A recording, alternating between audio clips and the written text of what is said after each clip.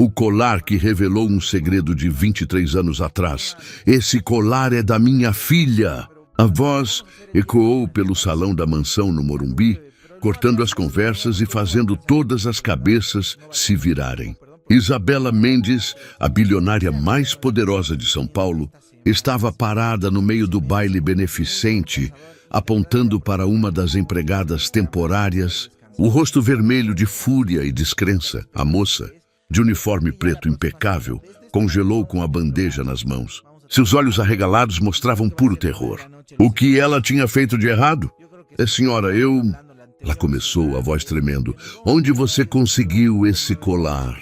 Isabela avançou e 2 seguranças imediatamente se aproximaram, sem saber se deviam proteger a patroa ou conter sua fúria. Todos os convidados pararam de beber champanhe. Antes da história, inscreva-se no nosso canal. Nós damos vida às lembranças e vozes que nunca tiveram espaço, mas que carregam a sabedoria de uma vida inteira. O DJ abaixou o volume da música. 100 pares de olhos curiosos observavam a cena. A empregada levou a mão ao pescoço instintivamente, tocando o pequeno coração de prata com uma safira azul que pendia de uma corrente fina. Suas bochechas queimaram de vergonha. Será que tinha roubado sem saber? Será que ia ser presa na frente de todo mundo? Eu não roubei, senhora, eu juro, ela disse, a voz falhando. Esse colar é meu desde criança, Isabela chegou tão perto que conseguiu ver os detalhes. O coração de prata, a safira azul celeste no centro. E as iniciais gravadas em letra cursiva delicada. I e C Isabela Mendes e Carolina Mendes, sua filha. Sua pequena Lili, desaparecida há 23 anos num incêndio que destruiu a ala leste da mansão. Nunca encontraram o corpo. Apenas cinzas, destroços e a dor que Isabela carregava desde então. E aquele colar, aquele maldito colar que Isabela tinha mandado fazer sob medida, com a safira que trouxera pessoalmente da Índia, com as iniciais gravadas à mão por um joalheiro francês, único no mundo. O colar que sua filha usava no dia em que desapareceu. Isabela sentiu as pernas fraquejarem. Agarrou o braço do segurança para não cair. Todo mundo sai! Agora! Ela ordenou a voz rouca. A festa acabou. Houve burburinho, surpresa, mas ninguém ousou questionar. Em 15 minutos, o salão estava vazio. Apenas Isabela, a moça aterrorizada e 2 seguranças discretos nas portas. Isabela respirou fundo, tentando recuperar o controle. Olhou para a jovem. Devia ter uns 25, 26 anos. Cabelos castanho escuros, presos em coque, pele morena, olhos amendoados. Bonita, assustada. Qual seu nome? Isabela perguntou, mais calma agora, mas com a voz ainda trêmula. Camila, senhora. Camila Santos. Camila! Isabela repetiu como se provasse o nome. Me diz uma coisa e pensa bem antes de responder. Onde exatamente você conseguiu esse colar? Camila respirou fundo, tentando organizar os pensamentos.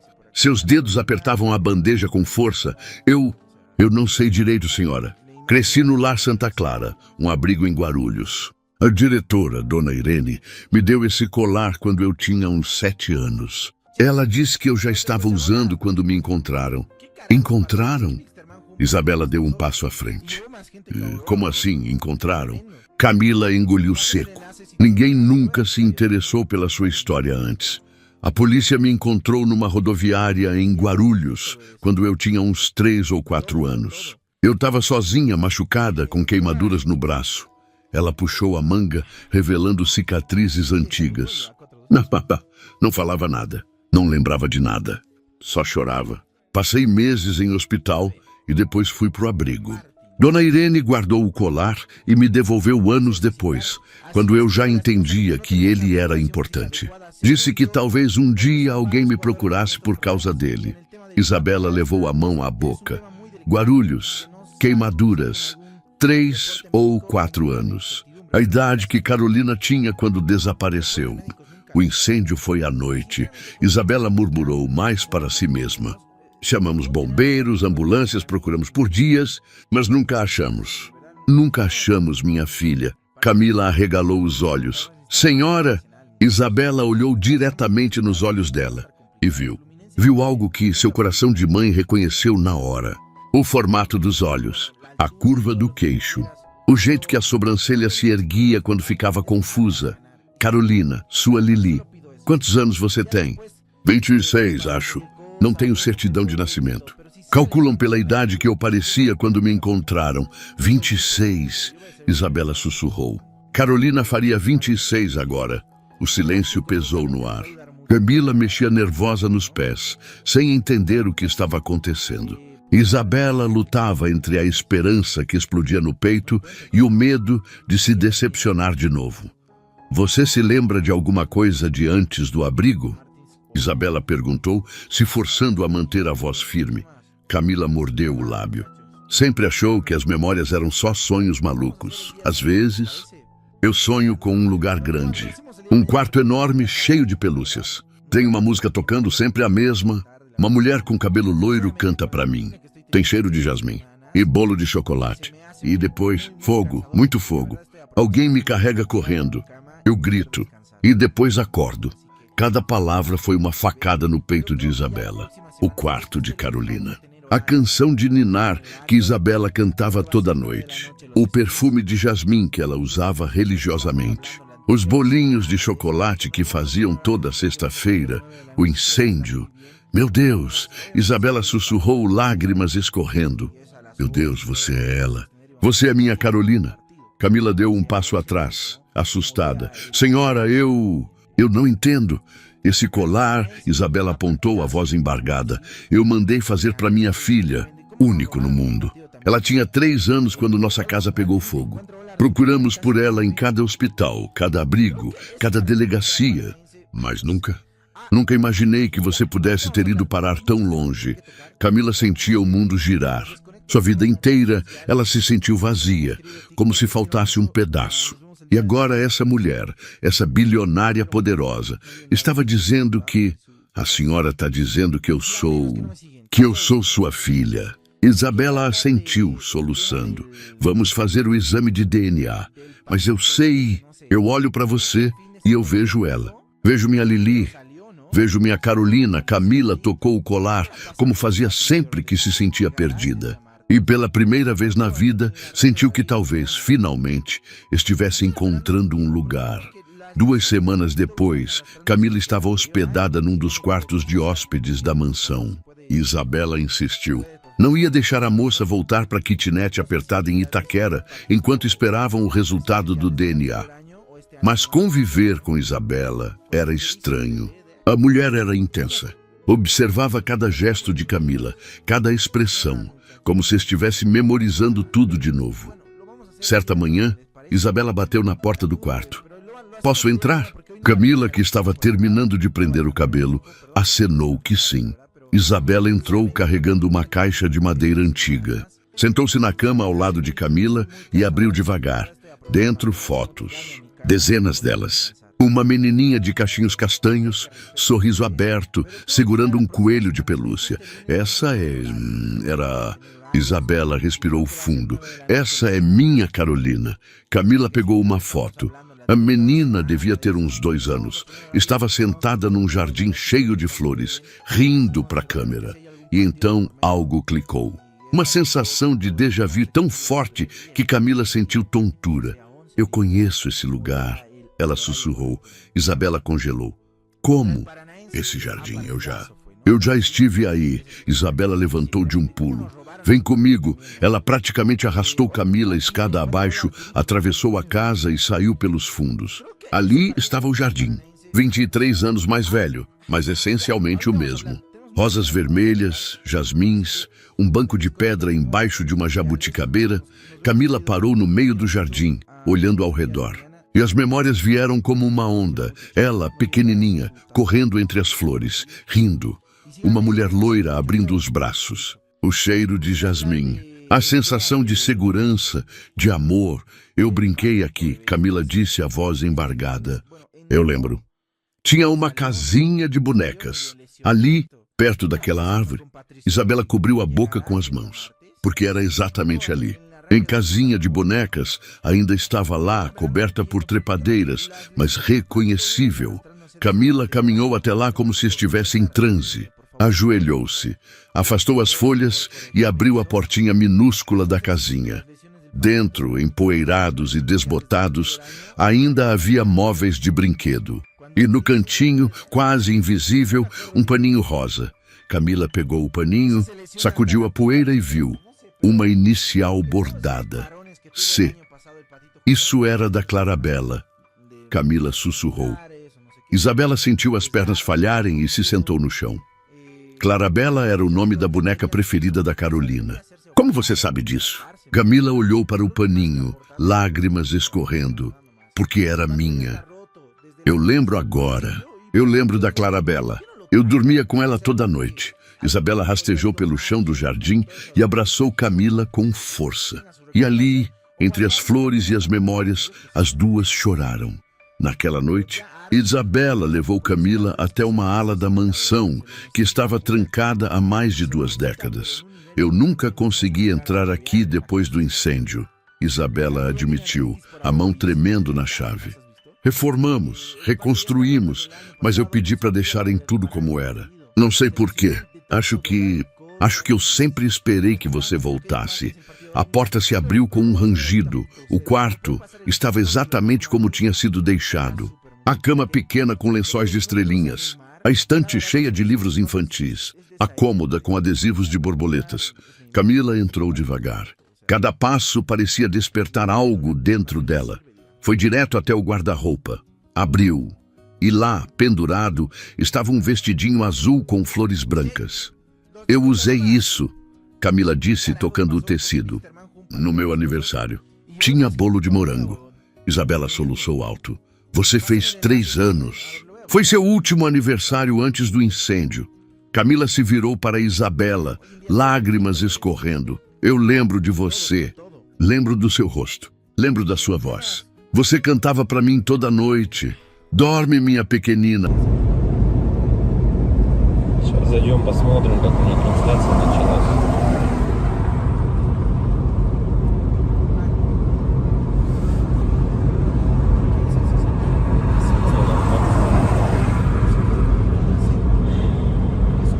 Если вот рассматривать, я говорю, задумываясь о том, что прожитые типа 30 лет, так смотришь на многих людей, которые сейчас, соответственно, живут, которым в районе 30, которые уже потеряли вообще вкус к жизни, да, радость какую-то от жизни. Таких, причем, кстати, становится все больше и больше. Мне кажется, этот средний возраст, когда говорили, что начинается вот этот кризис среднего возраста, он тоже сместился, как и говорят, что сейчас люди, в принципе, быстрее взрослеют, быстрее осмысливают все, да, почему-то это всегда все в плохом больше ключе на самом деле, да, вот что сейчас дети, к примеру, быстрее взрослеют, вот, и мне кажется, кризис вот этот среднего возраста, он, наверное, тоже сместился. И вот я думаю, что он сместился где-то в районе 30 лет. Опять-таки, это тоже не со всеми, наверное, связано. Не у всех людей так, все люди разные. И когда приходишь к той мысли о том, что помимо того, что люди сами по себе стали такие вот, наверное, депрессивные, да, времена такие сложные, да, вот это вот еще извне много каких вещей случается, на данный момент, которые людям усугубляют эту ситуацию на самом деле, вот этой депрессии, вот этих кризисов, да, каких-то переходных моментов в жизни. И непонятно, если конец этому всему, да, наступает для людей потом белая полоса в жизни, или они не могут выбраться из нее. Примеров достаточно на самом деле много. К примеру, вот сосед у меня есть такой хороший парень был. И есть, он хороший человек сам по себе. Но вот у него сейчас очень сложные времена такие, как бы дизмораль на него напала. О том, что он не реализовался в своей жизни к 30 годам, что жизнь у него кончена. И не может он выбраться из этой ситуации. Да? Как говорят, если мы говорим, что это мужики такие, да, типа слабые, да, какие-то, ну, безморальные, ну, как бы такие вот, что в основном это случается, наверное, зачастую, может быть, это у мужиков случается в этом возрасте, такой кризис, наверное, да, каких-то неудач в своей жизни, не пришедших ни к чему достойному и хорошему. Но вопрос в том, что это мужики такие, типа слабые, или времена такие стали, что если вот разобраться так, вот, например, возьмем даже с древних времен, когда человеку нужно было добывать пищу самому, да, там убивать мамонтов, мужику стоило там сходить на охоту. Да, на охоту он сходил, кого-то там добыл добычу, принес домой, да, что-то где-то там поделал дома, и все как бы. Ну и это, возможно, как работа тоже на ежедневной основе, да, была. И как бы мужик в то время считался, но еще воином были, они воинами были, не воевали, да. В любом случае, это все такая в основном физическая была работа, типа стратегии именно добычи пищи какой-то себе. Ну, тут вот требовалось, возможно, какое-то знание, да, тут я не спорю. Но в основном это была физическая работа. Если взять, к примеру, не такие далекие времена, когда там люди вот только выходили из пещер, да, взять даже, допустим, 50 лет назад, 100 лет назад, да, когда люди работали на заводах, и что тогда считалось именно мужиком, да, таким. Разница была, наверное, с нынешними временами в том, что если ты работал, к примеру, на заводе на каком-то, то тебе было этого всего достаточно. То есть ты уходил на завод, отработал свое время, да, пришел домой, какие-то тоже там, может, домашние дела, и, ну, и этого тебе было достаточно на самом деле. Как бы, и все, и заключалась вся суть именно мужчин, ну вот, как бы устроиться главное на завод и работать физически, опять-таки, да, получить какое-то образование, так, ну, как бы среднеспециальное, к примеру, да, какой-нибудь токарь, идти на завод, отработать там 8-12 часов. Ну, это не легкая работа, я не спорю тоже с этим. Но опять-таки, этого зато было достаточно. Человек уходил, он отрабатывал там 12 часов и понимал, что ему будет всего достаточно. Ради этого и была, наверное, главная и основная мотивация. Да? И если перенесемся мы, наверное, в наше время уже, сейчас, на данный момент, то есть люди просто не знают на самом деле, как заработать, как получить жилье, как получить новый автомобиль. То есть способов получения данного результата его нету как такового.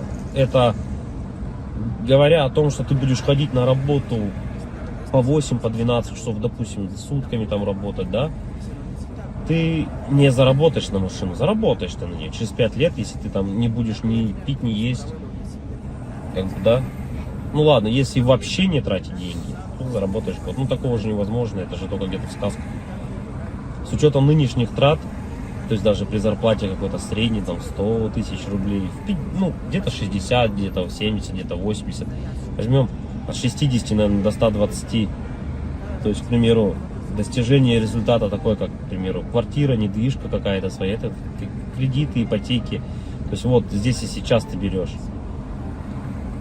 И залазя все глубже и глубже, то есть, как сказать, взял ты, к примеру, себе недвижимость, да, в ипотеку, пусть она будет так. Помимо тех трат, к примеру, помимо этой ипотеки, там, ремонт и так далее, тебе за эти 20 лет нужно и телефоны менять, и одежду менять, и так далее, там, кушать надо.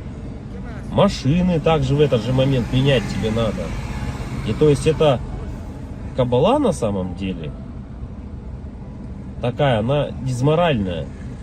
И к чему это все? Что же значит мужик в наше время, который ходит на завод, работает 12 часов, а денег у него все равно нету. Как бы добычу он принести уже не может, да? Ну, типа, он может сходить в лес, но от этого толку особо не будет. И, наверное, сам интернет, во-первых, расфорсил вот это вот все, то, что люди должны зарабатывать какие-то миллионы. Они должны зарабатывать. Это было бы шикарно, если бы каждый зарабатывал. Но каждый по своей сути не может столько зарабатывать, да, потому что не хватит денег, чтобы каждый. А может, их и хватит, но никто никому не даст так зарабатывать. И вот, возвращаясь, к примеру, к тому, что какая зарплата? 1300, наверное, должна быть в наше время, чтобы как бы себя, наверное, обеспечивать, да, хорошо, одному. И кто же тогда мужик в наше время? Типа, что он должен делать? Что он должен выполнять? Как бы, если он ходит на работу, но смысла от этого нету. Ну, как бы он есть, да, у тебя какой-то идет доход, но если его недостаточно. Смотришь другие профессии, другую работу, да,